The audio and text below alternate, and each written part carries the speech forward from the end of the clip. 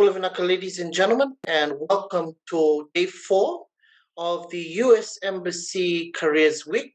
Again, I'm Broderick Mervyn, one of the moderators for this week's careers session, and it's a pleasure to have you all joining us wherever you are in the world, whether in Fiji, in the Pacific region. Thank you so much for being with us this morning. In the past few days, we have spoken to a number of people that are working within the U.S. Embassy, and of course, USP Careers Hub, sharing in their expertise and their knowledge on the various opportunities, programs, as well as lifelong skills for young people in this era. We also like to take this opportunity to welcome our guest who we will be hearing in a few moments. But of course, on behalf of the U.S. Embassy Youth Council and of course the U.S. Embassy staff, welcome to day 4, where we will be unpacking Pacific people, the employer's perspective. Just to begin our normal formalities, we have on the line one of our members from the U.S. Embassy Youth Council, Ms. Salanieta Sungata. So, Salanieta, over to you. Thank you, Broderick. Bulavinaka, Talafalava, Malolei to everyone who's joining in this wonderful morning via our Zoom platform, as well as those streaming live on the U.S. Embassy Facebook page. I am Salanieta Sungata, the Chair for Entrepreneurs in Economic Development Thematic Group at the U.S. Embassy Youth Council. On behalf of the U.S. Embassy Youth Council, I would like to welcome you all to this wonderful event as we commemorate International Youth Day with many exciting planned activities coming your way throughout this month. And thank you so much for taking out your precious time to be with us this morning. Moreover, I would like to thank the General Manager for Pacific People, Madam Thelma Taria-Savua, who will be giving us an intellectual presentation that brings out the idealism of employability from the employee's perspective. Therefore, today's session will focus on previously mentioned topic of building your career with Pacific people, the employee's perspective, which will be focusing on the process behind tackling successful interviews, addressing mistakes during job application, upskilling effective communication along with the needs of recruits. I'm sure that this is a fitting topic, especially for youths who wish to secure employment opportunities that is available, and getting to understand the perspective of employers' needs is very important, as we may have our own individual aspiration, visions, or goals, and matching it with the drive or vision that your employees have for their employee is vital, in the sense that we're able to uphold, learn, and maintain the integrity of what the working environment is all about. So I'm sure the topic of discussion today will be fascinating and engaging for all of us. With all being said, once again, we greatly appreciate everyone for your presence. Special thanks to all the Embassy Youth Council who work tirelessly to get our events up and rolling, especially to Broderick and Avikesh for their hard work in organizing for today's event. And hope you'll take something special with you from today's discussion. And if you may have any questions, please do not hesitate and ask your questions to Madam Thelma Taria-Savua, and wish you all the very best, Finaka. And now I hand it over to Mr. Broderick. Thank you so much, Salanieta, for the introductory remarks. Well, we have on the line with us Madam Thelma Taria-Savua. Just before I let her take the floor, again, on behalf of the U.S. Embassy Youth Council as well as the U.S. Embassy, thank you so much for taking the time from your busy schedule to just be with us to share a few things on today's topic, which is about Pacific people, the employer's perspective. Just for everyone's information, Madam Thelma Taria-Savua is the General Manager for AVI Pacific People. Madam Thelma was appointed in February of 2019 to set up the AVI Pacific People's operations in the capital city, in Suva. She is an experienced business executive with over 15 years of leadership experience in senior and executive management positions. Prior to her appointment as General Manager for Pacific People, Madam Thelma served on senior leadership teams in Fiji, New Zealand, Papua New Guinea, and of course was the General Manager for the British American Tobacco Limited that was in Samoa. She is also a certified member of the Australian HR Institute, or CAHRI for short, and of course, a certified professional of the Fiji HR Institute. Madam Thelma, of course, has a vast number of experiences in senior HRM roles across statutory and private sector organizations. She has a proven track record rather for delivering business results, driving organizational change, and has a great passion for developing and nurturing strong leaders and teams. With those few words, I'd like to give Madam Thelma Taria-Savua the floor. Bulavinaka, everyone. Good morning, Broderick and Sala. Thank you for the introductory remarks and the warm welcome. Pacific people, which I represent, we're very excited to be part of your Youth Empowerment Careers Week and must congratulate the U.S. Embassy Youth Council for organizing such a great event, especially given that our youths, as we all know, are the future leaders of our countries. And it's only befitting that we support them and provide the necessary tools and information to make youth well prepared for the journey ahead in terms of their leadership. Just in terms of Pacific people, I'll just do a quick intro in case our listeners are not familiar with who we are. We're a wholly owned subsidiary of the Australian Volunteers International. Most of you may have heard of the Australian Volunteers International.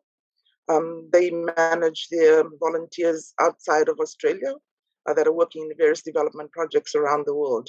We are the only commercial arm of AVI, and we were set up based on the need to find talented specialists and senior executives to assist AVI with its many projects around the world, and in particular in the Pacific region, where it was a huge challenge to find talented specialists and people at senior management, hence the idea of setting up this recruitment agency.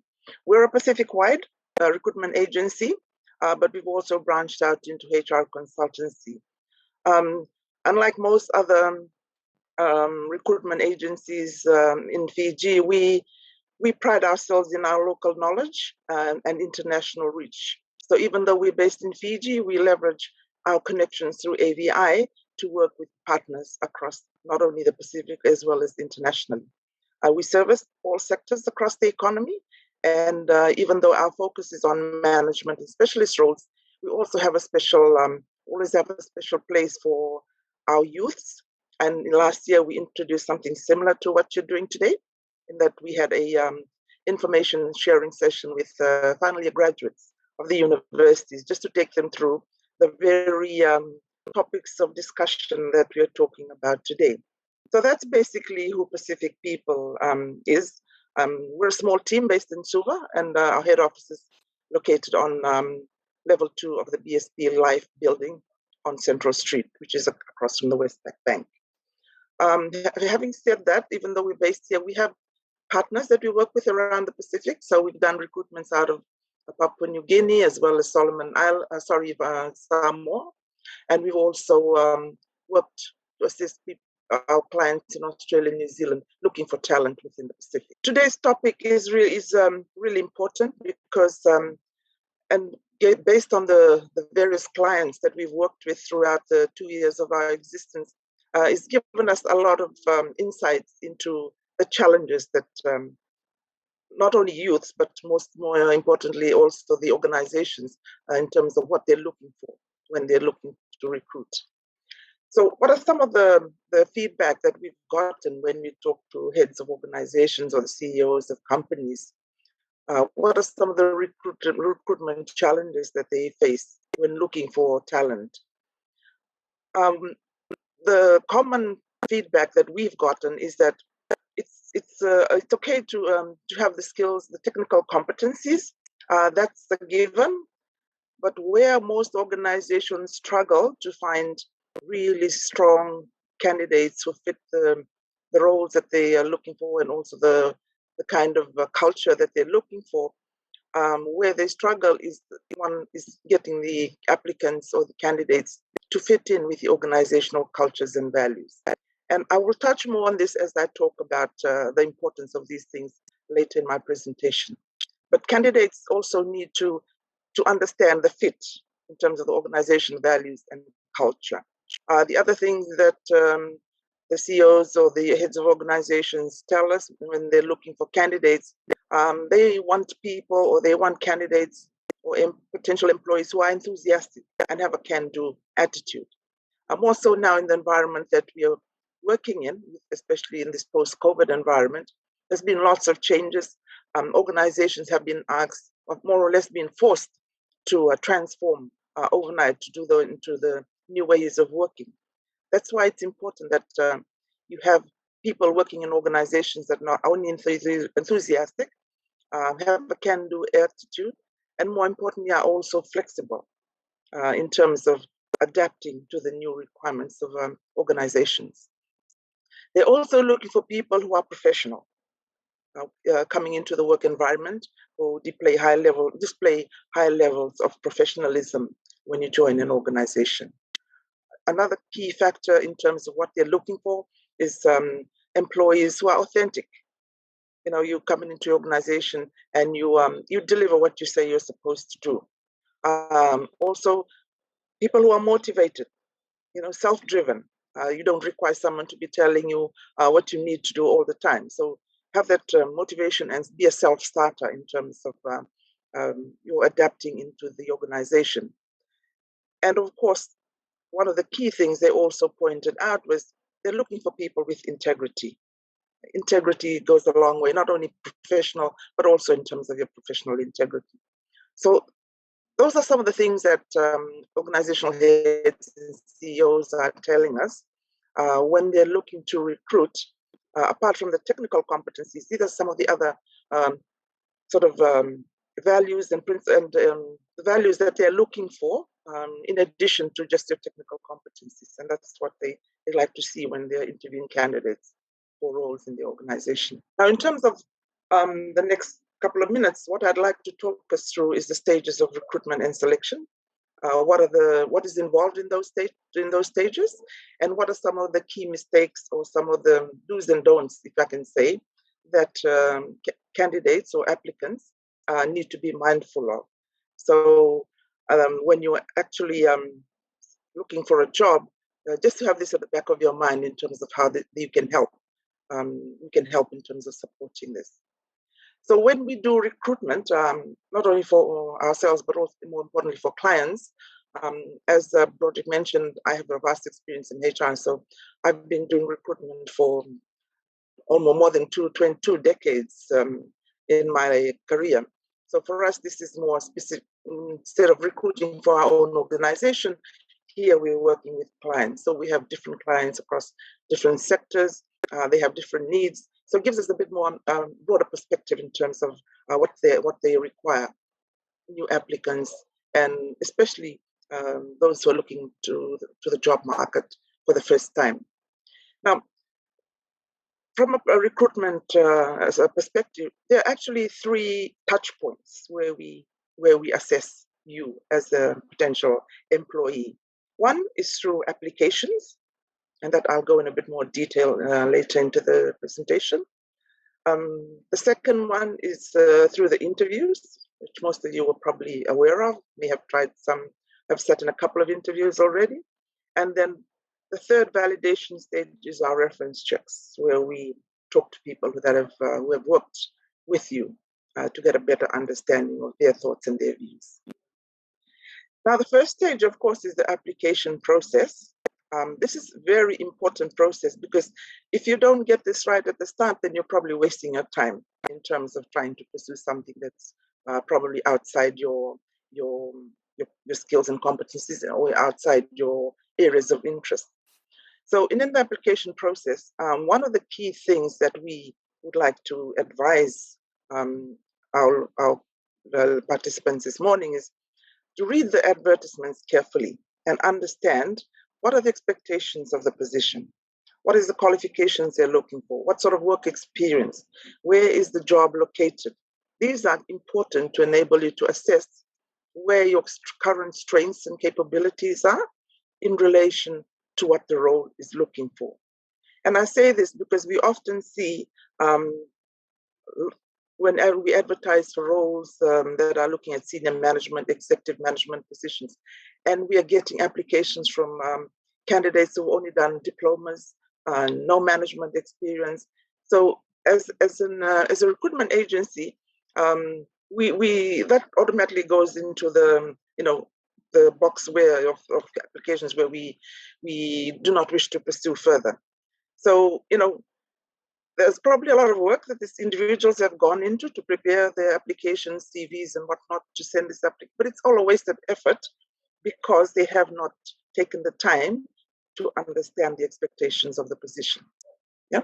So how do you fully understand, or how do you fully prepare for get a lot more information around the positions? One is to ask for a copy of the job description. Okay, so if the advert is not clear enough, feel free to ask for a copy of the job description. And most, if not all, organizations that advertise should have a copy of the job description to share with you. And once you get a copy of the job description, again, go through that, understand the specific responsibilities, qualifications, skills, and competencies they're looking for. And if you're still not sure, feel free to talk to someone or call the organization's human resources or someone that you can talk to in that organization to get a bit more clarification. Like I said, there's a lot of work that goes into preparing your applications, your CV, photocopying references, getting your your contacts. So it's important that you prepare well before you actually send your documents, because there's a lot of work that needs to go into preparation. The other point that we would like to stress is to refresh your CV or resume. What we've seen is candidates can apply for 2 or 3 different types of jobs through different sectors and still use the same CV or resume. So for me as a recruiter, or for the organization looking for someone, it tells us that this person isn't too interested or even bothered to prepare themselves well to apply for the specific role. It's more like just casting your net out to see whether it's a hit or a miss. So your CV also tells us, the recruiters, what sort of preparation you've done to prepare yourself and in applying for this position. Okay, so and I'll touch on CVs and resumes in a little while in more detail. The other piece of the key piece is the cover letter that you need to prepare once you've made up your mind that this is probably the role that suits my current strengths and capabilities, and I am keen on applying. Then your CV is updated, and then you prepare a cover letter. And the cover letter, keep it short. 1 page is what most recruiters want to see. So it's basically a summary of why you're applying for this role and what are the key strengths that you bring with you. Don't go into I've seen in my years of recruitment, I've seen anything ranging from 1 page to about 4 pages of cover letters. As a recruiter, we don't have time to go through 4 pages. So the first page, if you can capture the attention of the recruiter with what you've got on the first page, you've got a better chance. So keep it short and more succinct. And then before you submit your, make sure you check your documents, go back to the ad, confirm what is it they are looking for in terms of the documents that need to be submitted, and then make sure you submit your applications before the deadline.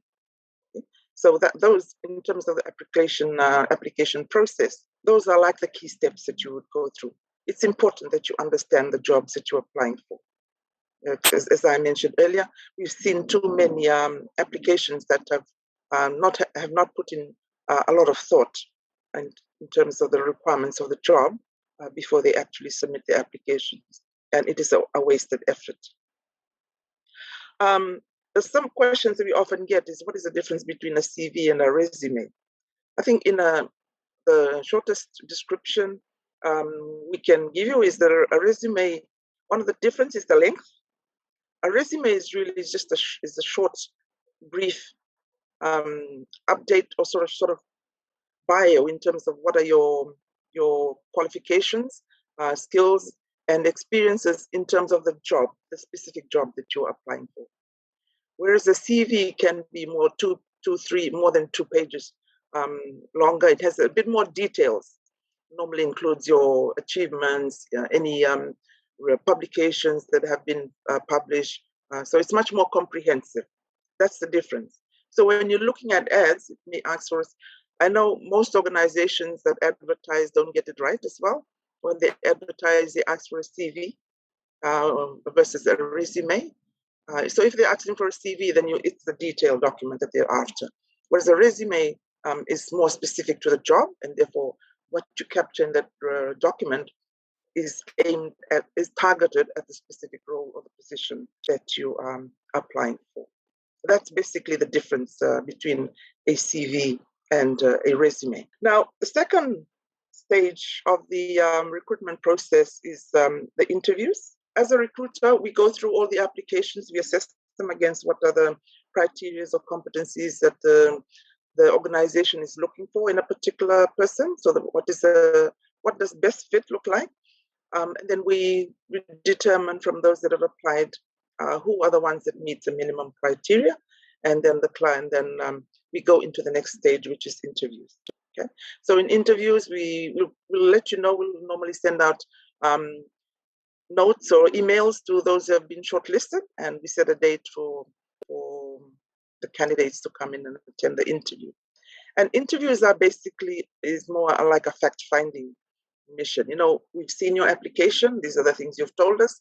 So this session is about validation, and it's basically just sort of reaffirming that what you've got in your applications is actually aligned to what the job requires. And it also gives you an opportunity to give us a bit more detail around your skills and experiences, and in terms of how it relates to the positions that you are applying for.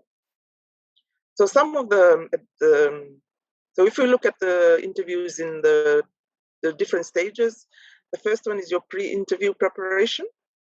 Again, we can never stress enough the importance of knowing the job and the organization that you're applying into. So it's important that you understand the job description. Have a good read. What are the qualifications, qualities? What is the background of the organization that is advertising the role? And what is their perception of an ideal candidate for the role? So do your research. It's important that you have all those information at hand before you attend an interview. You also need to consider why you are interviewing and your qualifications. So when you look at your qualifications, you look at the role, you need to try and align what are the specific strengths that you take with you if you're appointed and if you were successful. And these are the things that you focus on when you're being interviewed. As I mentioned, it's important to do your research about the company, what are the products or services they offer, what is the organization culture. Having done interviews for senior management and even executive management roles, we still see candidates coming in and we ask them, so why are you interested in working with this particular organization? And they are caught because they haven't done their research. They talk very vaguely about the organization, but they don't understand what are the products, what are the services, what are the values and vision and mission of these organizations. So it's important because when you understand all this information and you're able to relay it, it tells us that you're keen, that you're interested, and you've taken your time out to understand what the organization is looking for, and what is the organization all about. That is one of the things that differentiates someone who's seriously looking for a job versus someone who's just sort of just casting out their net to see what's out there in the market. So if you're really keen, you're really serious in a particular role with a particular organization, do your homework, research everything you need to know about this organization, and come to the interviews well prepared. And what you can also do before going to interviews is have a think of what are some of the questions they are likely to ask that that you can prepare for. Some of the common ones that, if you've done interviews before a number of times, some of the common questions that you get asked is, why do you want to work here for this particular organization? That's where you need to have a lot more understanding. And more importantly, what is it that's motivating you to apply to this particular organization and not the next one? So that's where the research is important around why you're applying for that role in that organization. Another general question or common question that gets asked is, what interests you about the role? Again, having looked at the job description, having looked at your skills and competencies, why are you interested? And another one is about your greatest strengths. So what are your strengths? And again, how you need to be able to talk about what the strengths that you currently have that you see could be useful in the role that you're applying for. So those are the preparatory pre-interview techniques, if we can call it, that you need to get to prepare for as you in the lead up to the interviews. We also, another point or another tip that we encourage our applicants to do is to practice how you respond to questions. You know, tone of voice, your body language. It's easy sitting on the other side looking at candidates to tell the difference between someone who's authentic and is actually answering based on their knowledge and experience of what they're being asked versus someone who's just regurgitating something they've all probably downloaded from Google or somewhere else. Yeah. So practice how you respond, and it's important that you understand what it is that you're talking about and how that relates to your skills and experiences in relation to the role. It's also important when you're preparing for an interview is to have a think about what are some of the questions I need to ask the panel. This also enables members of the panel to gauge, you know, how much of not only the research but your actual interest in the role as well as the organization. Now, it doesn't mean that you get into really detailed questions around you know what the organization is all about. A typical question can be, so what is your expectation of an employee or a successful employee coming to work for your organization? What do you see as someone who's an exceptional performance or performer in your organization? So they tell you what is it they're looking for in people who come and work for them. You question them on their values, their mission. Stay away from the discussion of salaries unless you get asked. The other tip is to do practice runs. When I first started doing interviews or attending interviews, someone told me the best way to do this is stand in front of a mirror and ask yourself questions and respond to them.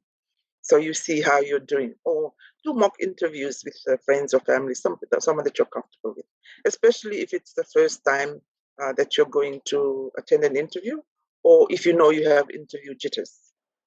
The more practice, the more confident you become in terms of facing panels, interview panels. The other tip we normally advise is to bring hard copies of your documents with you, just in case. So if you do get asked, someone may have missed out a copy in terms of the files that they get. It's always handy to have a copy of all the documents that you've sent, especially in this digital age where we are sending a lot more documents and files to panelists and interview panelists on emails. Especially with COVID, we have been doing virtual interviews, so a lot of our communication with our interview panels and clients has been through email. And just to give an example, over the last 2 months, we've done close to 20 virtual interviews with different clients, and everything has been sent via email. And you never fails. There's always someone who will turn up to the interview, if it's a face-to-face one as well, that they did not bring all their documents. So it's always good to be prepared and bring your own copies as well. The other useful tip is preparing your travel plans, because the last thing you want is to arrive at your interviews late. There's nothing worse than keeping your panel members waiting because you've not gotten to your venue on time. So prepare well, especially if you're going to an area that you're not familiar with. Do your own reconnaissance first, find out where it is. Be sure that you know, understand what the traffic will be like, is there parking, those sort of things actually will help. Or be like me, if I'm going to an area where I'm not familiar with parking, I'll just take a taxi. So familiarize yourself with the location and try to be at the venue well before time. It also gives you an opportunity to sit down and relax and cool down a bit before you actually called in for the interview. Because sometimes if you're running late, it just adds to that it gives you that additional pressure in preparing for that interview, and doesn't help because sometimes it affects your performance at the interview. So always arrive early, give yourself a lot of time to go into the venue and wait to be called up for your interviews. Now, during the interview itself, this is probably the only time where you can make the final impact in terms of your application. So that we strongly advise that the interview, I know it's not everyone's cup of tea, some are more flamboyant than others, but it's important that you market yourself well. It means making sure that you listen to the questions that are being asked and responding appropriately. Now, if you get an opportunity to be asked an introductory question to describe why you have applied the role to the role and what are sort of the strengths or qualifications and experience that you think you bring with you, use that opportunity to market yourself and keep to the key things that you want the interview panel to know about yourself. Don't take up too much time running a long-winded story. Keep it short, keep it succinct, and make it impactful. Because those first couple of minutes where you give an overview of yourself and why you're applying for the role and your strengths that you bring to the role is key. Some interviews have been successful based on the response given in that first question that asks you about why you're interested and what are the strengths that you bring to the role. So that's why the importance of preparing, so that you don't not get thrown off when you are asked the question. It's also important to keep your responses short and to the point. Address this question specifically. There's nothing more time-consuming, and sometimes interview panelists don't take too kindly to responses that are long-winded and way off the track. You know, when you ask a question, it's about getting to the point, not going around 360 to get to the point. Is something you need to be mindful of. Keep it short and succinct in terms of your answers, and where you can provide examples to sort of support that. That's what you talk about from your previous experience, or any want to highlight any key achievements that you've achieved. That sort of that validates that response that you've provided. Giving examples of your previous experience is very useful because it shows the panel that this is someone who's done this before, and they know what they're talking about when it comes to the kind of work in terms of the skills and competencies that we're looking for in this role. Now, if you're not clear, seek clarification about the question. The worst thing that can happen is the interview panel is asking the candidate one question and they've gone off on a different tangent with their response. You lose marks, those sort of in that regard. So if you're not clear, feel free to ask the panelist or the whoever's asking the question to clarify or to break it down for you so that you understand. Okay, so those are some of the things that that are key when you're attending the interview. Now, the third stage or the third touch point, as I mentioned earlier, is our reference checks. So we've seen your application, what you've told us in writing. We've had an opportunity to talk to you face to face or virtually, as the case may be.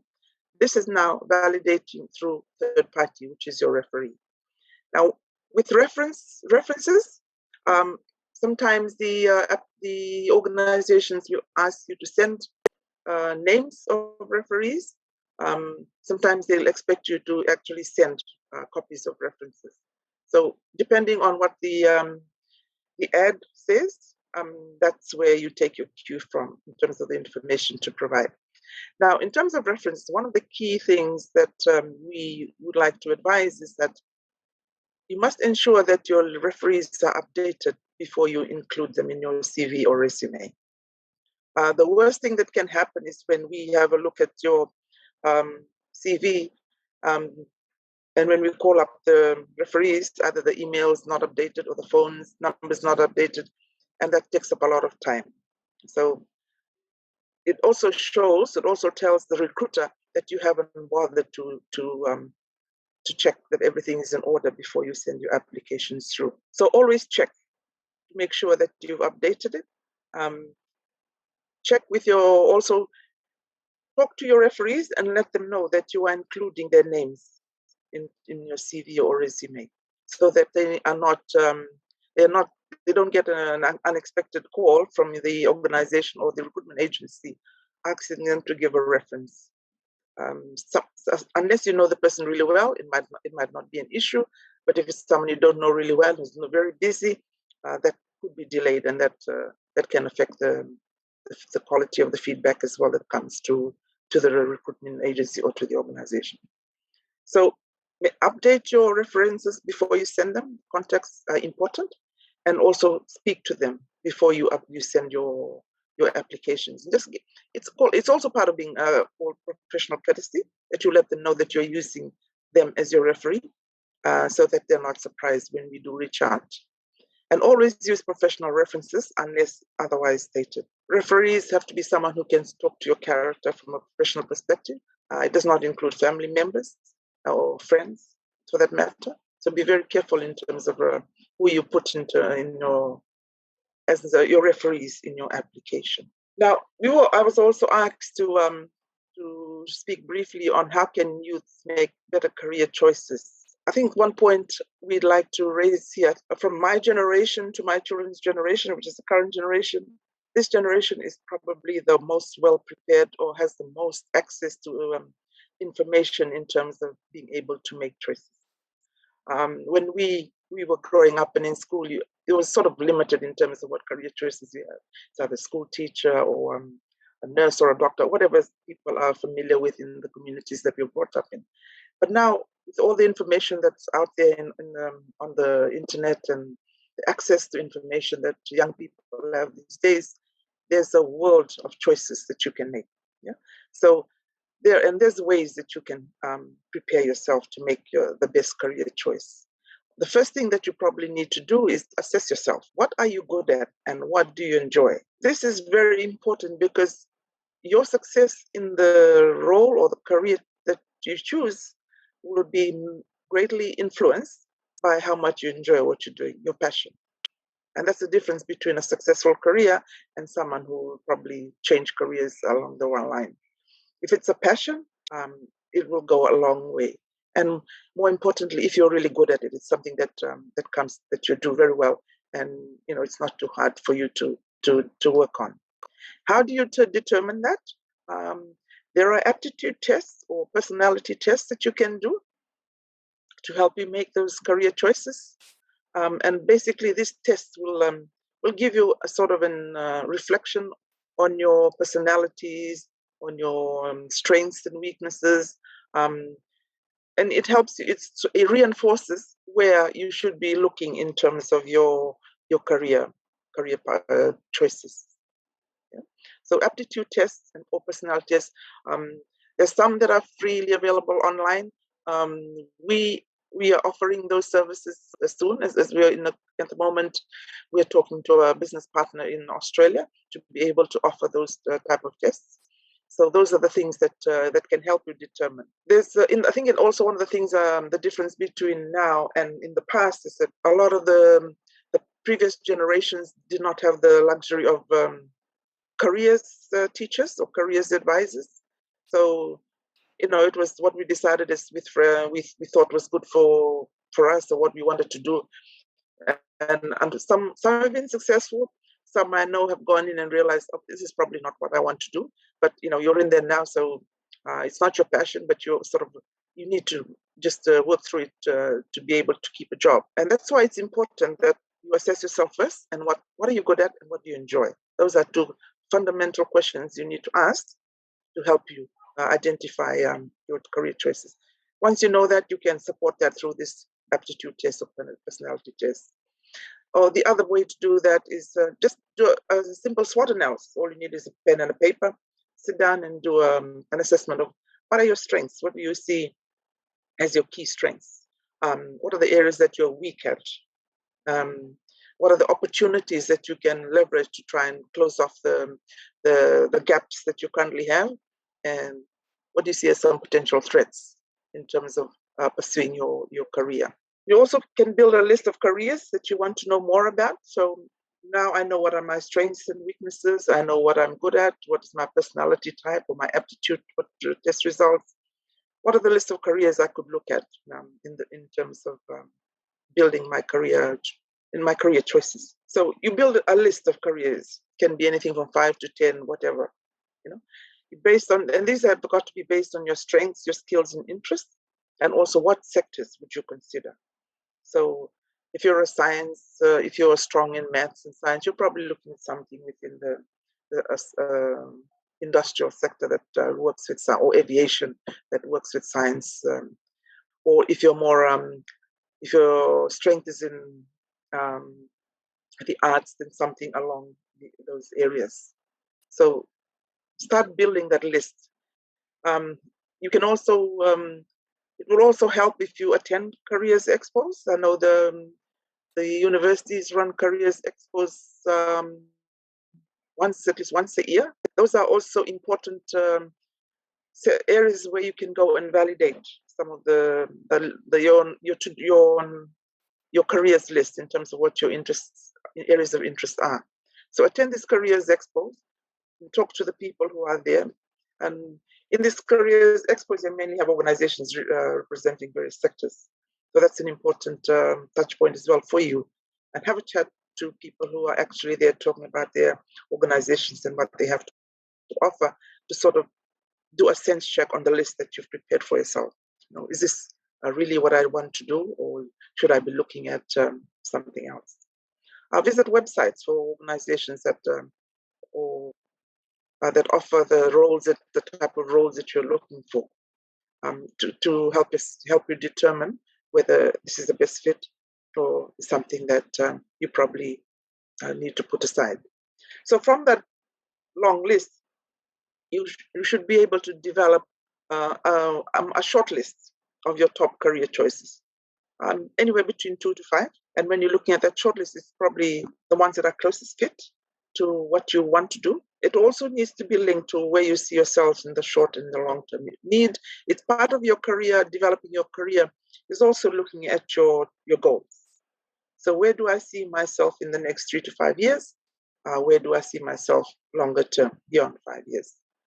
And that will also help you determine where you need to start in terms of your career.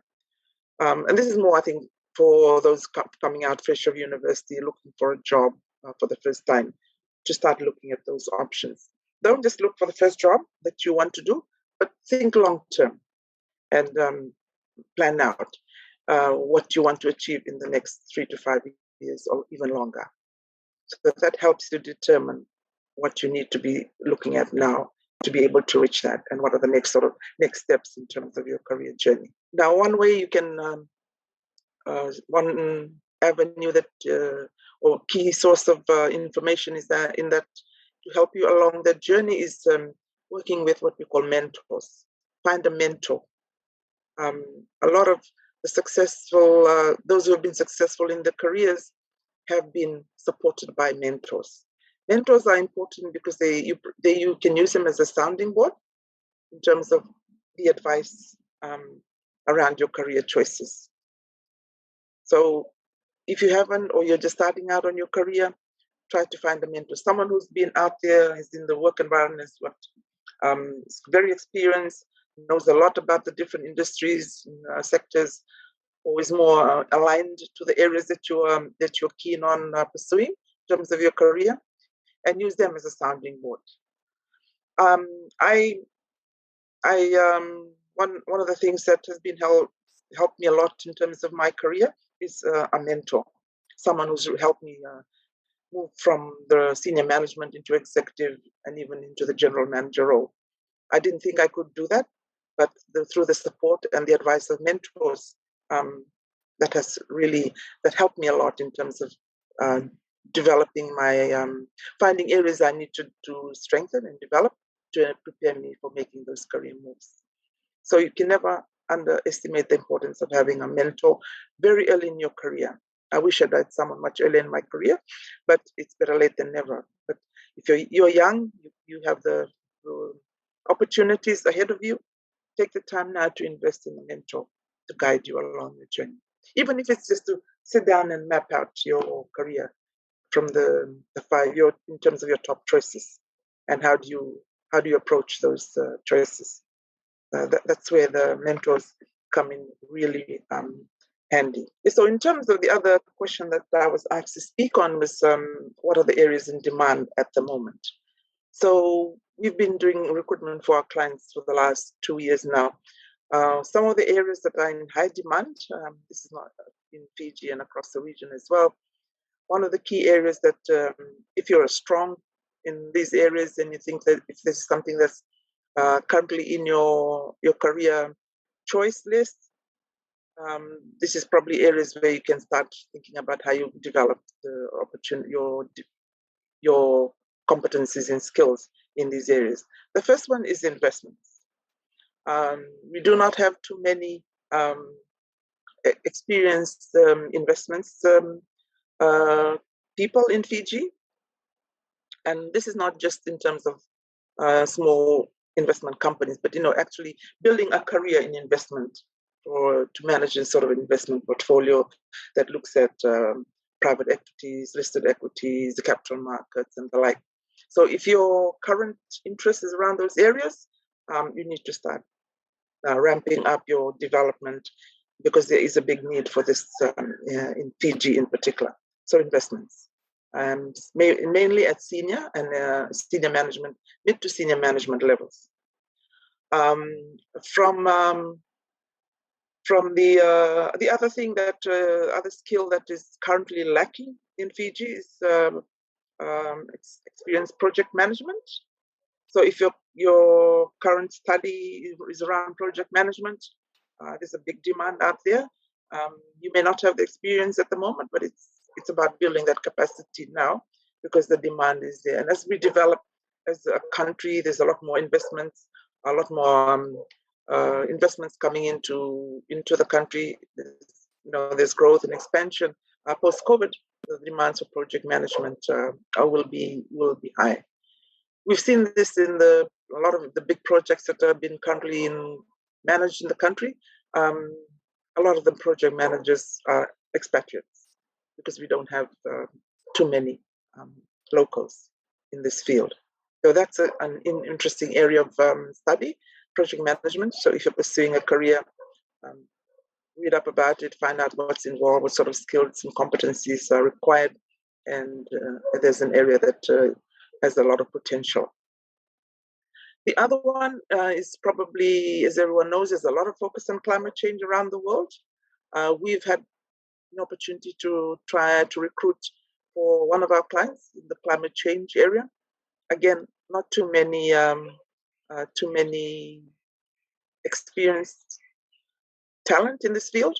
So that's another opportunity. With all that's going on in climate change, it's going to continue to increase in terms of the demand for people with climate change skills and competencies and experience. So that's another area in terms of potential gaps that we have in the country, climate change. Another area is around risk management and compliance. Risk management, I think, was not top of mind for many organizations until we got hit by the pandemic. That's when we saw a lot of organizations rushing to develop business continuity plans, crisis management plans. Before then, it was not top of mind. So risk management is and should always be part of how we manage organizations, and especially businesses, because business sustainability is premised on how well you formulate and manage your risks within your business. So that's another area of skill that is currently in short supply in the country: risk management and compliance. There's also another developing sector, which is our energy sector. So we're looking at talent around renewables and just understanding the different aspects of green. We're going green now in terms of energy. What are the skills and competencies that are required those areas. So those are some of like the top line that we've seen based on the recruitments that we've been doing over the last 2 years. But and then again with specific sectors, for example, in the we all know there's a big shortage of tradespeople in the country. So the engineers, the electricians, the trades, bricklayers. I'm not sure whether most of you remember when the Nandi airport was being built, we had to bring in our neighbors from Samoa to do tiling at the airport. Taria-Savua, if you were tuning in from Samoa this morning. So we brought in contractors from Samoa to do tiling for our airport. Now, we're losing a lot of our tradespeople to Australia and New Zealand, and that's why it's created a huge gap in Fiji. So those are other areas that are currently in demand.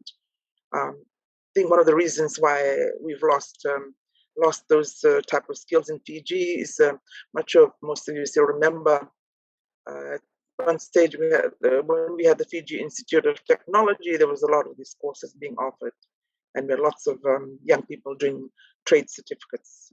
That's no longer being offered, and that's why we've lost a lot of these tradespeople.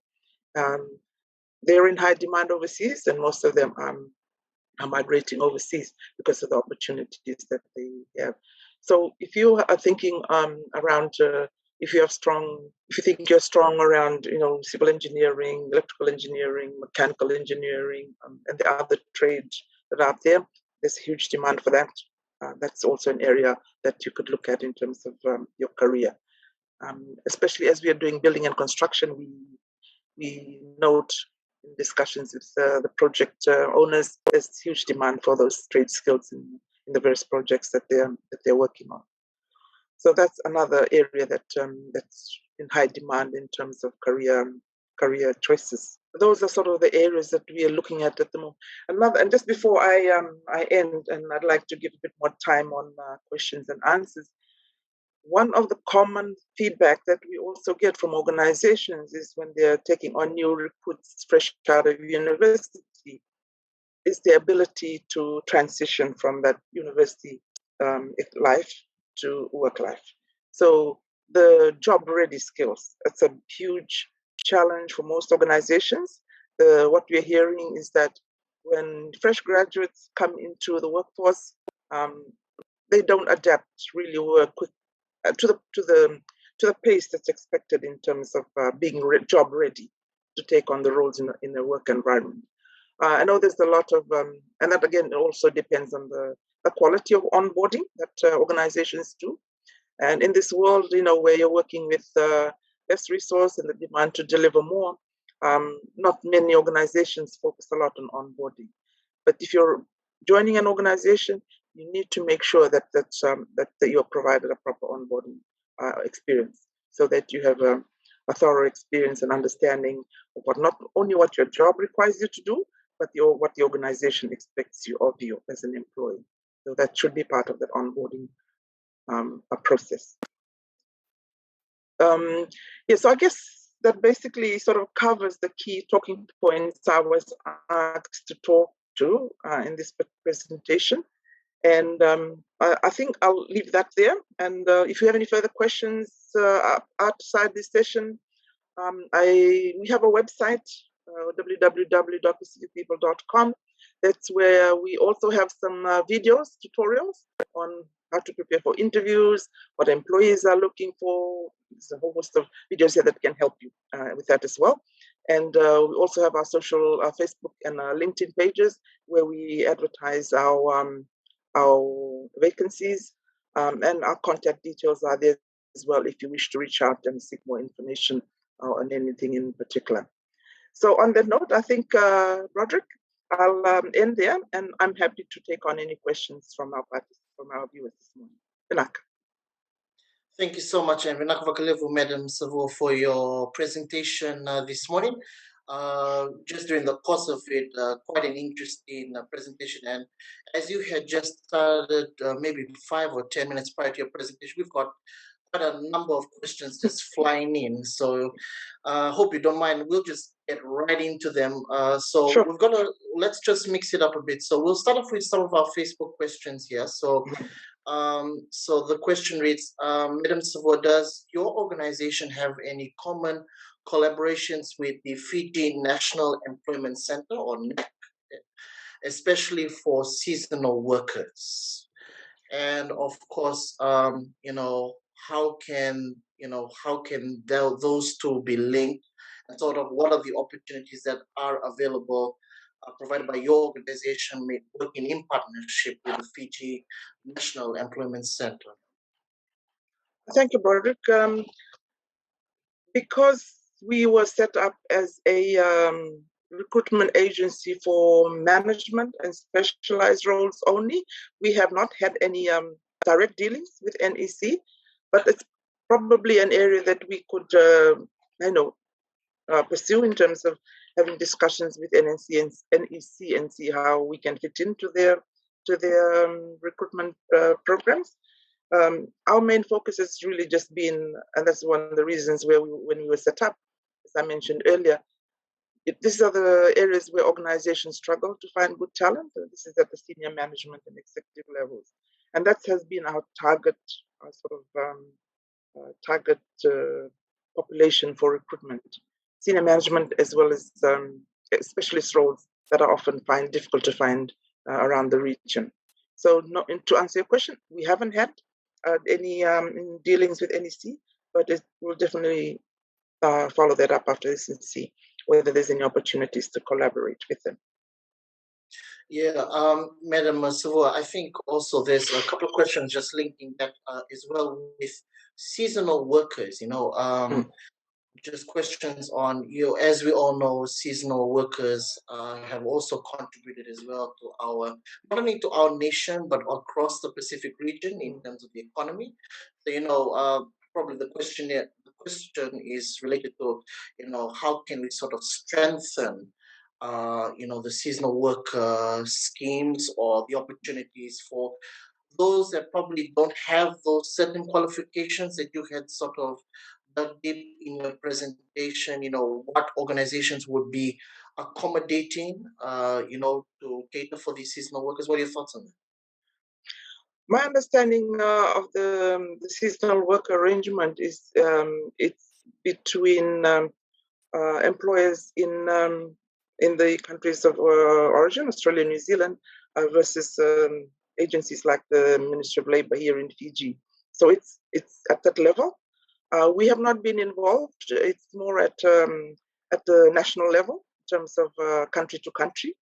We have not been involved in those seasonal work arrangements. So ours is more organizational roles versus those big programs that are currently available.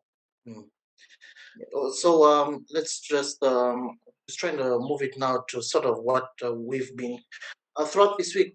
There's been often the conversation has been, how now we have to sort of adapt to the new normal that we're in right now, sort of this COVID-19. And so one of the questions was, how has COVID-19 changed the employability now with lockdowns? Also, what are some of the changes that we can expect in a post-COVID-19 future? And also, how can we as employees prepare for these changes? Thank you, Broderick. I think one of the biggest changes we've all probably noticed is the flexibility in work arrangements that has been forced upon a lot of organizations and businesses.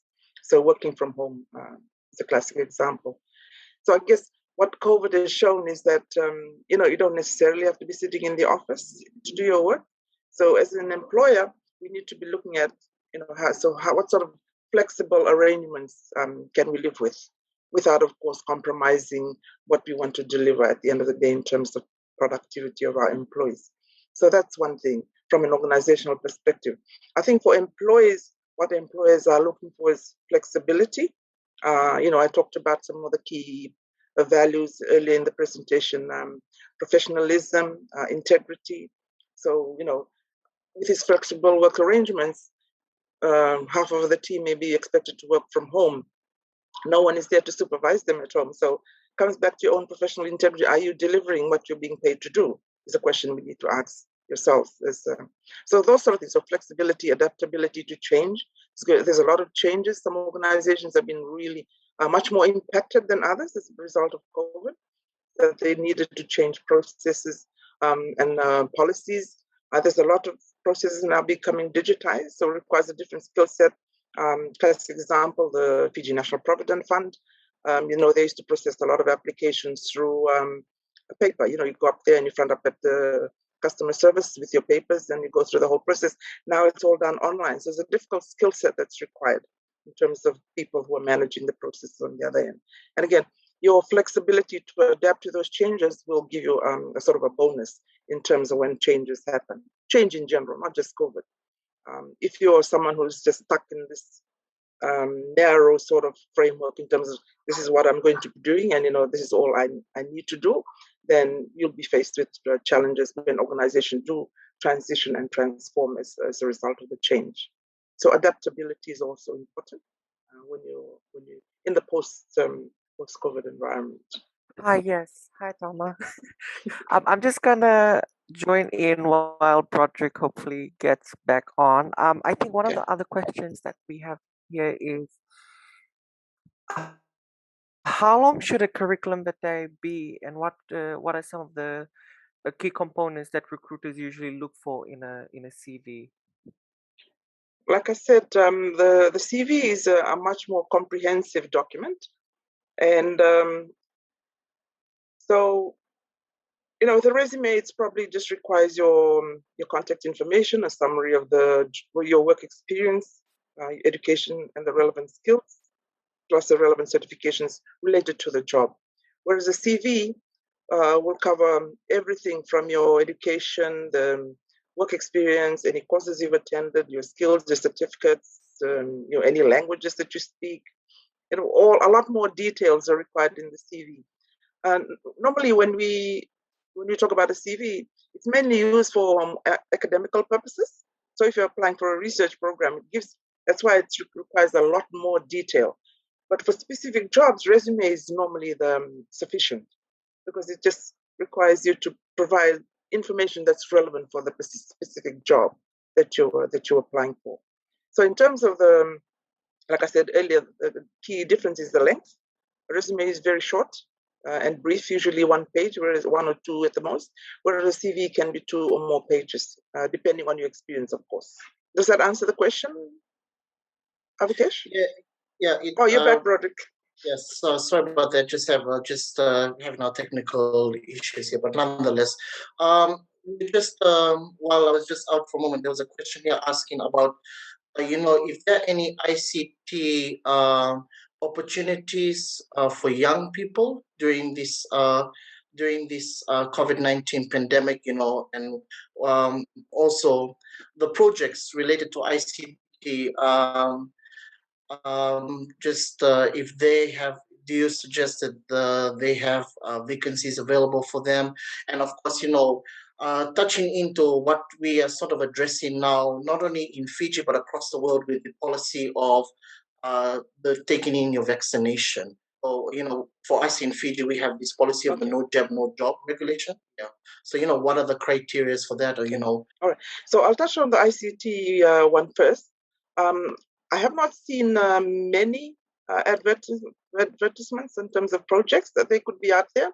And talking about that, there's a lot of websites that also advertise vacancies in Fiji, and I'm sure, and also in around the region, you just need to find out what are the ones that you have. For example, in Fiji, we have Jobs Fiji, we have Jobs Samoa.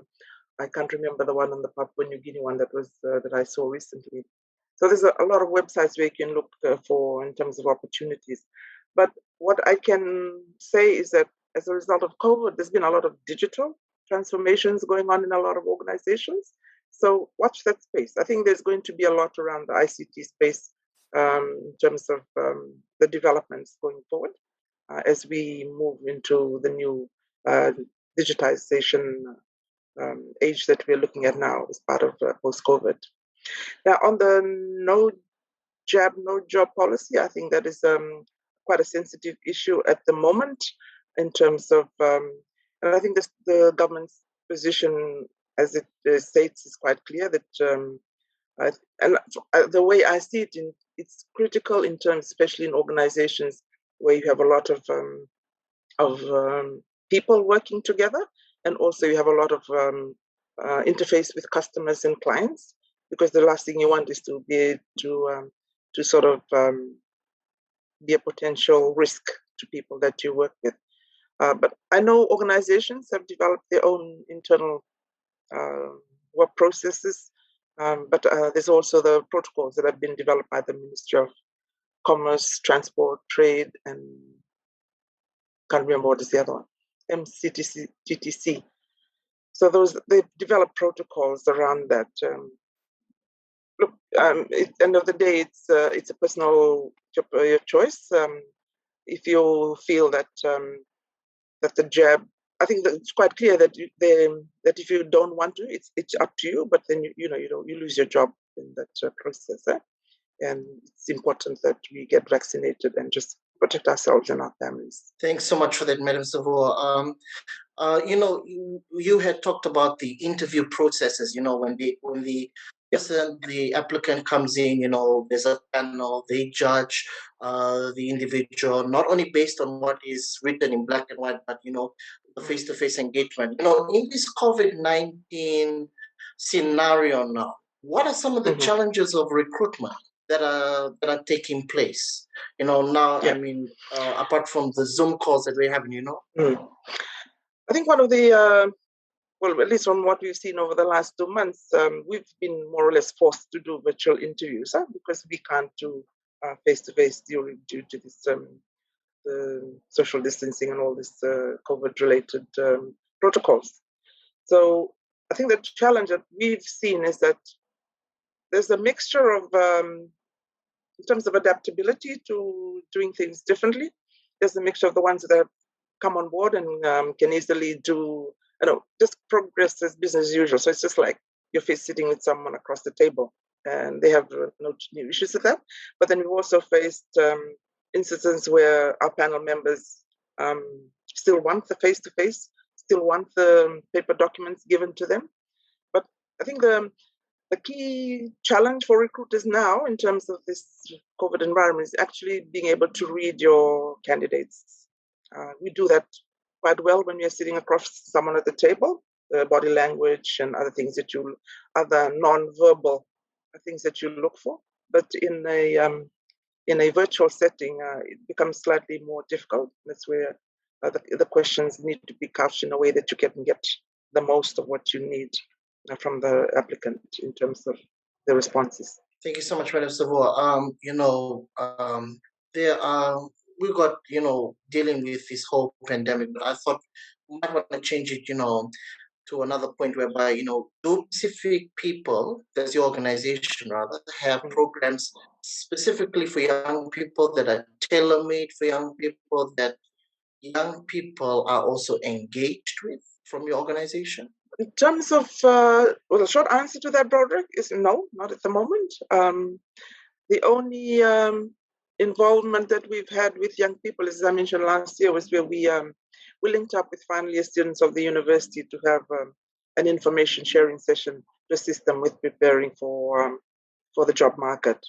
We're a very small team. There's only 2 consultants and myself and our office manager. So we haven't had that much of a dealing, but we do support. We're a sponsor of the Leadership Fiji program. There's a lot of young people in the program as well. So we work through those other organizations, our partners. We're a member of the Fiji Human Resources Institute, so we work through young people who may be members of the institute. But in terms of direct involvement, we haven't done much of that at this stage. Doesn't mean that we will not venture out into that, but if there's opportunities available, we'd be interested to hear about them as well. Yeah, the reason why I think the questionnaire was asking from that point, a lot of times, you know, as you mentioned, there's opportunities, you know, now with our generation in sort of tapping into them. And, you know, I think what the questionnaire was asking was more if your organization probably had maybe perhaps internships or just placements for them, maybe, you know, so that it's a bonus for them, you know, like any other young person that's starting into the job market. The young person, you know, is trying to come in, apply the set of skills and knowledge from the university, but also to have to be part of an organization that's, you know, accredited. Yeah. Think one of the questions. So we got a question here that was asking, why were you so passionate about your interview panel? Sorry, about the interview Why were panel? you? That's right. Why were you passionate about I think because that panel has the power to make or break your success in terms of that job. So unless you can convince them that you are the right person in that setting, then you know the chances are slim. Like I said, that's your last touch point. You know, we've seen your application, and then you front up at the interview, and the people in that panel make the final decision around whether it's a go or no go.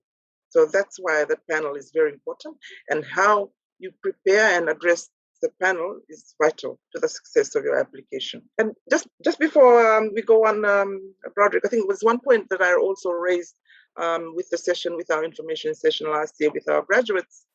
I think one of the other things that young people will probably need to keep at the top of their mind right now is that the job market in Fiji is flooded with those that have been made redundant or that have lost their jobs. So we have a lot of skilled professionals who are out there looking for jobs right now.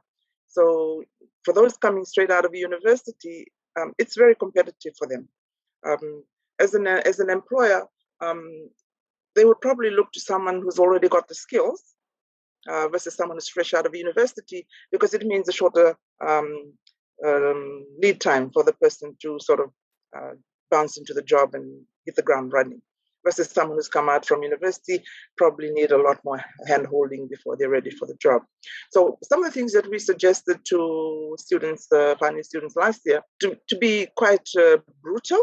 You need to manage your expectations in terms of the job market right now. So if you have opportunities to do part-time or volunteer work in the areas of your interest, take that. You know? Take that as a part of building your experience towards your career journey. For those ones, also to one of the things they asked and in terms of the job market, I said, you know, we may be graduates coming out of university, but if there's nothing available for graduates, don't be too hard up about taking a role that's slightly lower, that requires a lower qualification. For example, a diploma. Look at it as a building block for building your career rather than something that's beneath you. Because, you know, sometimes when we graduates come out of university, you know, they've invested a lot of money in their studies, and rightfully so, they want to get a quick return in terms of the job that suits what they've invested in. But the reality, I think, for Fiji right now is because of all the skilled people that are out there that have lost jobs, that the market is quite competitive. So you just got to probably lower your expectations in terms of, you know, if you've given a job that's below the role that you're expecting, but it goes towards enhancing, developing your skills and experiences, take it. You know, that's your opportunity to build your building blocks towards your career. That's just a caution that we shared last year as well with our students, given everything that we're going through right now. Don't be too hung up on, I have a degree and I want a degree level job. If you even can volunteer without pay, if you can afford to, or somewhere close to you, it's all part of developing your experience, because that's what employers will look for at the end of the day, someone who's had the experience. That even though our degrees and our certificates are useful, when it push comes to shove, they'll probably go with someone who has a bit more, has the experience that they're looking for, unless of course it's a graduate trainee type role or internship role. Thanks so much for that. That's a very well stated answer. I mean, you know, knowing how young people are now in this era, I think you've really hit the nail for many young people that are watching via Zoom and also Facebook, especially in this time.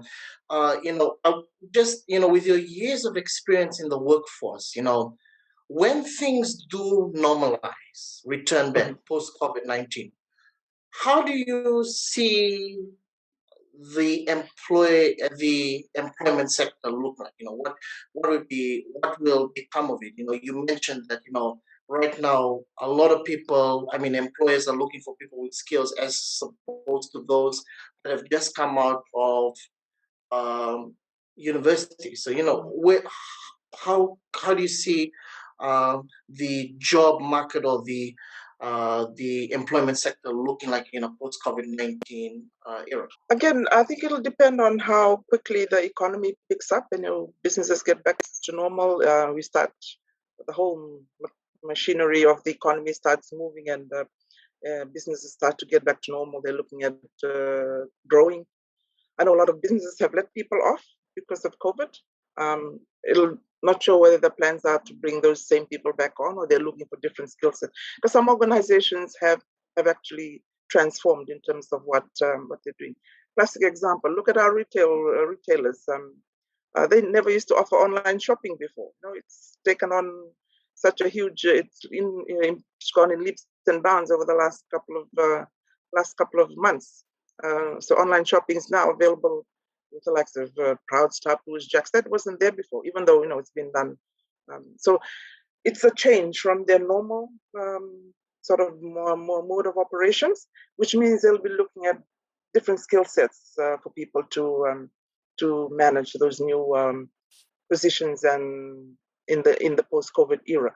Whether they have the skills or the talent internally that sort of can be trained to take on those roles, or they'll be looking externally, is probably something that remains to be seen. But definitely, there's a lot of changes in terms of work processes, in terms of the requirements of some of the way business operations run. So that will determine what the skill sets they're looking for in terms of. And like I said, they could already have people internally that need to be trained to do things differently, or they will need to go out and find people in the market that have those skills and are available to take on. So we probably will see a pickup in terms of the recruitment towards the back part of the year as the organizations start to come back online. Yeah, so I think that's an expectation. Also, one point I wanted to raise, Broderick. I know a lot of our youths that are tuning in this session, what we will probably call our millennials. Now, most organizations struggle with the millennials in terms of the way they do things, and so that's got to be top of mind as well. If you're applying for an organization, you need to understand their culture and how they work with millennials. I've seen both extremes: the ones that are like hard fast, just don't want to have anything to do with them, to the ones that are really accommodating and actually sort of leveraging the innovation and all this new ways of working that this millennial group brings into the organization.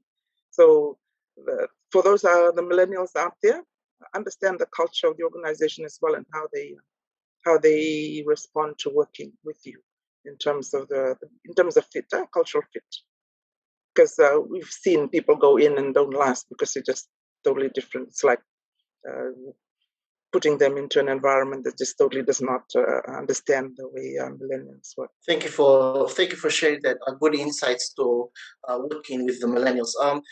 Being a recruitment agency, is there any particular common skills that is lacking with applicants? Soft skills or merit-based that you note during the interviews? I think with interviews, again, it's got the experience and the confidence comes into play, but more important, the preparation. I think that's important. Soft skills you really can't assess at an interview. You may have some inklings in terms of the way they respond, whether they're empathetic or they're able to communicate with people. But The interview is more about understanding how they would fit into the roles that they're applying for, and also the organizations that they will be joining.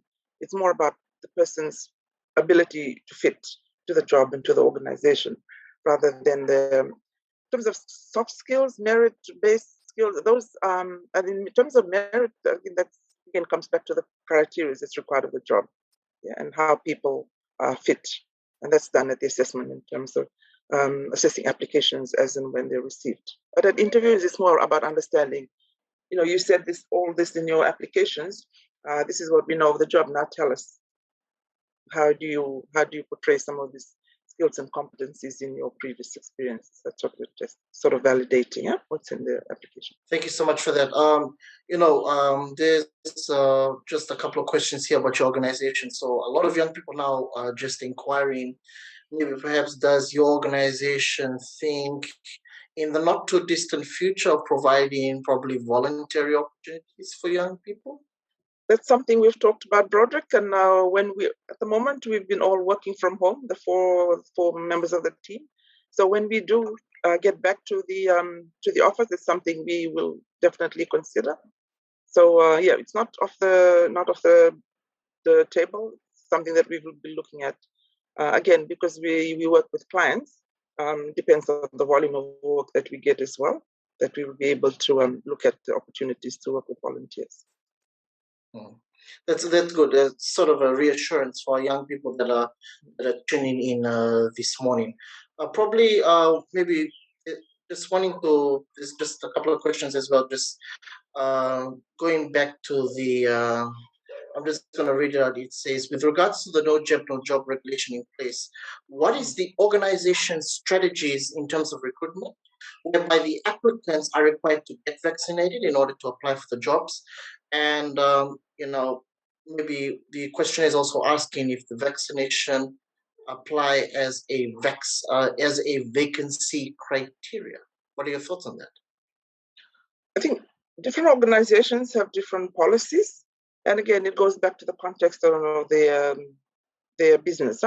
For example, in a manufacturing environment where people are required to stand close to each other in the factory, for example, that may be a requirement to be able to get a job, because you're standing really close to people on a sort of an assembly line or production line within a factory. Each organization has their own policy based on that, but I guess because it is a government directive, we need to comply. But like I said, different organizations have developed their policies. But I haven't seen any vacancies that have come across specific people. I haven't seen anyone that has put that down as a requirement. But there are, of course, policies that may vary in different organizations. I guess the high-risk areas are where you're expected to work very close with each other. Those like garment factories, manufacturing organizations. Those would be high risk because the work environment dictates that you stand close to each other, work close to each other. For the other organizations, I haven't seen the different policies that they didn't put in place. But like I said, given that it's now government, it's legislation, then it's a matter of compliance. I don't think we have a choice in the matter. So, Madam Savua, one of the questionnaires was also asking, and we've got just a few more questions before we start rounding off. But one of them was just asking, what was your great fear about your dream job? That's a good question, Project. Greatest fear. I used to share with friends that when I started off on my career journey, it was to take the first thing that comes your way, as long as it's a job. And then it was not until around 6 or 7 years into my career journey that I realized where my passion was. And that was when I took on my first role as the HR manager of the Reserve Bank of Fiji. So that's when it sort of hit home that this is something that I like to do, working with people. But I think, and when I look at my children, when they left high school, they knew what they wanted to do, and they went straight into it. So I think these generations have a lot more assistance and guidance. They are quite lucky in terms of the support to help them make the right choices about getting their dream job. Whereas for like my generation, I would have completed 40 years of work next year. So that tells you how long I've been in the workforce. It's been a sort of just trial and error. I did this a couple of years. Oh, this is not for me. I went to something else. Tried it for a couple of years. It took me, like I said, close to 10 years before I finally found out what I really wanted to do, which was totally different from what I thought I wanted to do when I first left high school and went to university. So that's the difference between that time and now. Whereas now, and I talked about, developing your career choice list, because that helps you to zoom down into what is the top 2 or 5 choices that you want to pursue in terms of your dream job career. Yeah, it helps you sort of make the decision quite early, and of course start to work on that career path. Versus someone like myself who've like done 5, 6 different jobs before I realized this is what I wanted to do. Now this is what's suitable for me and it's my passion. Does that answer your question? Yeah, it does. I mean, we just try, it's giving a lot of young people now an insight, and we've seen the reactions also on both on our Facebook Live platform as well as on the Zoom, with thumbs up. And also some positive messages there as well. With COVID-19 causing a lot of unemployment in Fiji, how would one secure their employment in their organization, given that there are more suitable candidates out there, from your perspective, of course? So what we are seeing in some organizations as a result of COVID is that they are reallocating what they currently have in terms of resources. So we have different strategies that are being done. Some organizations know that they already have some really good people. It's just a matter of tweaking and changing, providing some additional training to enable them to do something different. So they've done reallocation of resources within organizations. In areas where there's been significant change, that will probably require letting the old skills, if they cannot be able to reuse those skills, bringing in new skills into the organization. So those are the kind of things we are seeing at the moment in terms of the talent, how that's being managed across different organizations. Madam, with the number of years of experience, that you've had, what are some of the strengths that you believe in that made you sort of come out standing after your interview? I think the key things that we look for in the candidates when they interview is the confidence, and again, how well they're able to sell themselves in terms of what they bring to the role. The fit, organizational fit, is also important. So a lot of bad recruitment decisions have been done because they have not considered the organizational fit. So you bring in someone who's who's flamboyant, who's outgoing, and you put them in an organization where it's very respectful, very hierarchical, and you bring in someone who's just going to talk to everyone like they're on the same page. That's not gonna work. So organizational fit is something that's also key, and that's why we pressure test those situations during interviews as well, just to determine how best that fits in. But I think also the flexibility that people bring into terms of adaptability and ease at which they're able to transition.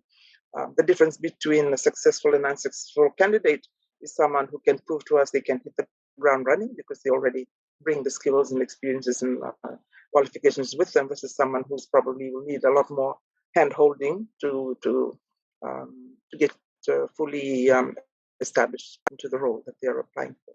So that's what we try to assess during the interviews.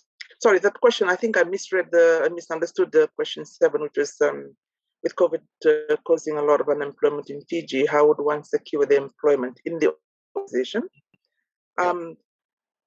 versus bringing in more suitable candidates out there? I think it's important that we move with the times. So my advice, if you're already in an organization, keep yourself updated on the trends that are happening. Keep yourself learning. There's no end to learning. Learning is a lifelong exercise. If you haven't done any refresher courses, it's time to do that now and get abreast of the changes that are happening and how that impacts your line of work or the organizational transformation. Be ahead of the game. Don't wait till changes come and then try and apply to go and do a course or something. Be proactive in terms of managing your career. Keep abreast of what's happening in terms of what areas or sectors that you're working in or the professions that you're working in. Keep yourself updated and make sure that you continue to update your skills and your capabilities. There's lots of free courses online. Do them to refresh yourselves. Just because you've worked in an organization 20 years does not mean that will keep you if there's someone that's out there who can come in and just do the same things, if not better, and do a better job at transitioning faster. So nothing is guaranteed except tech. I hate to say this, but there's a saying, nothing's guaranteed in life except taxes and death. So be proactive and be vigilant and always keep yourself updated in terms of your career, in terms of the developments happening in your space. Because that's will make the difference between someone that we'd like to keep versus bringing in someone to take over the work when change does happen. Probably you've also both answered two questions. I was just going to ask for the last question, what were your final remarks for young people? But I think you really sort of set the tone as well by encouraging and engaging, empowering young people with that last remarks that you had just delivered. Madam Thelma, and to all of us that are tuning, we sort of come to the end of today's session.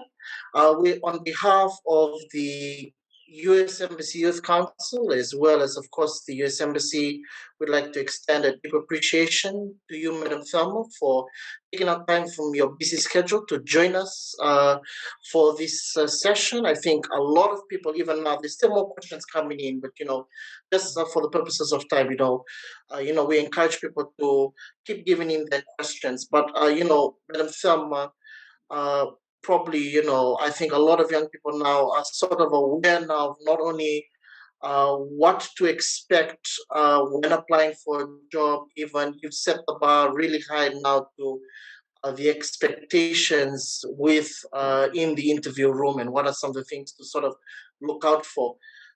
Madam Thelma, if there was anything else that you may want to just a quote or something that you do have in mind, because a lot of young people are still just eager to hear. I mean, you've really given us quite a lot to take in, but just been talked by our team. If you do have any final remarks that you might want to add at this time. Well, Broderick, I think just as a final wrap up, to the youths that are listening in this morning, don't let someone else tell you what you need to do.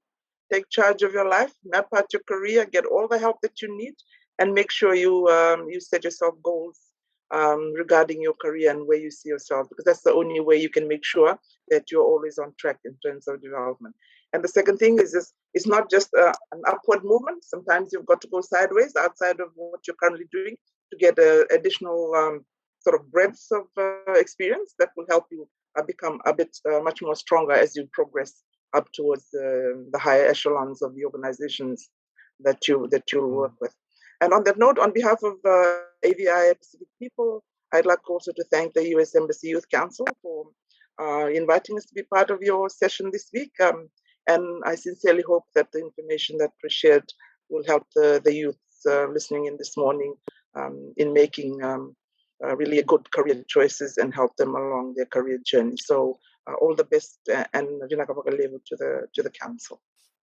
Thank you so much for that, Madam Thelma. With that being said, that concludes today's session. Tomorrow will be the final day for the U.S. Embassy Youth Council Careers Week, where tomorrow's topic will be on building your career with Education USA. We also encourage those that are in high school as well as primary school. These are the opportunities that we provided for them. So you don't want to miss out on that. It's tomorrow, and we'll have a representative from the U.S. Embassy talking to us about the many opportunities for young people that are in primary school as well as high school to take advantage of under Education USA. With those few words, thank you again to those that are tuning in live on our Facebook platform as well as on our Zoom platform. And we look forward to seeing you all tomorrow. Until then, be Samode and stay safe. Naka.